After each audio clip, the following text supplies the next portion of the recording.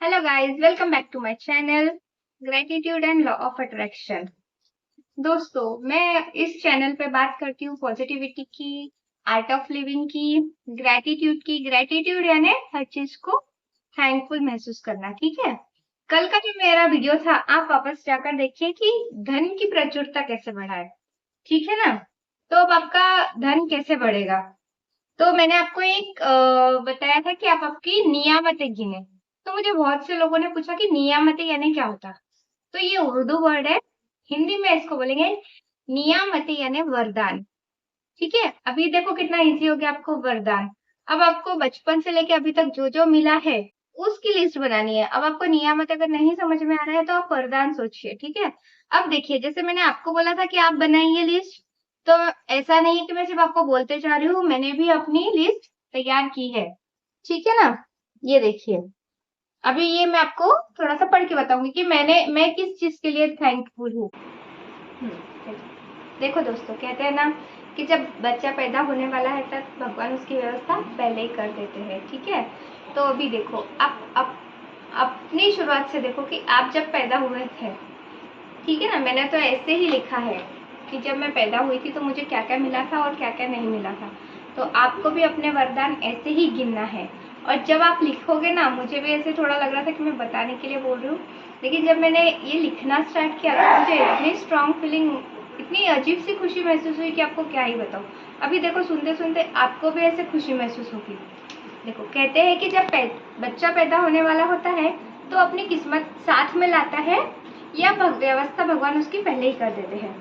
ठीक है। तो अब देखो, मेरे वरदान, मेरी नियामतें क्या है। तो आप जैसा जैसा मैं अपना सोच रही हूँ वैसे वैसे आप खुद के बारे में भी वो रियलाइज करिए या लिखिए। लिखना सबसे बेस्ट होता है। ठीक है ना। लिखते हैं ना तो अपनी फीलिंग्स कागज पर उतरती है। ठीक है। अब मेरे वरदान क्या है। जब मैं पैदा हुई थी तो भगवान ने मेरे पेट भरने की व्यवस्था पहले ही कर दी थी। ठीक है। दाल चावल नहीं खा सकती थी, पता है आपको, कौन बच्चे दाल चावल नहीं खा सकते। ठीक है। उसके लिए धन्यवाद भगवान। उसके आगे क्या लिखना है, धन्यवाद भगवान। इसे हार्टली थैंकफुल। उन्होंने मुझे स्वस्थ पैदा किया। जैसे मेरे हाथ, पैर, कान, नाक, आंखें, सब कुछ व्यवस्थित दिया। कुछ भी टेढ़ा मेढ़ा नहीं दिया। नहीं तो किसी किसी को आंखें नहीं होती है, किसी को कान नहीं होता है ना। भगवान ने दिया है ना हमको, उसके लिए भी धन्यवाद भगवान। स्वस्थ दिमाग भी दिया। ठीक है। धन्यवाद भगवान। फिर पेरेंट्स भी इतने अच्छे दिए, लविंग पेरेंट्स दिए, उसके लिए भी धन्यवाद भगवान। मुझे बहुत सारा प्यार मिले, इसकी भी परवाह उन्होंने की। और मेरी अच्छे तरह लोग ध्यान रख सके, इसलिए मुझे बड़े भाई बहन भी दिए। बहुत प्यारे से बड़े भाई बहन दिए, उसके लिए धन्यवाद भगवान। अच्छे स्कूल में पढ़ाई हुई मेरी, मुझे अच्छा एजुकेशन मिला। मुझे इन सब ने मिलकर अच्छा इंसान बनाया, उसके लिए भी धन्यवाद भगवान। आज तक ऊपर वाले ने कभी मुझे भूखा नहीं रखा। ऐसा कभी नहीं हुआ कि मेरे मतलब थाली खाली है करके, मुझे हमेशा भरपेट भोजन मिला है, उसके लिए भी धन्यवाद भगवान। अच्छे घर की भी व्यवस्था कर दी, जहाँ हम सोते, उठते, बैठते, खेलते हैं भाई बहनों के साथ, अच्छा परिवार के साथ। तो मतलब एक अच्छी जगह की भी व्यवस्था कर दी। कभी रास्ते में सोने का अवसर नहीं आया। इतना मतलब भगवान की कृपा मुझ पर है कि नहीं। देखिए, ठंडी, गर्मी, बारिश, हर मौसम में रहने लायक बनाया, स्ट्रॉन्ग भी बनाया। और इन मौसम में जिन जिन चीज़ों की ज़रूरत होती है वो भी सब मुझे आज तक मिली है, उसके लिए भी धन्यवाद भगवान।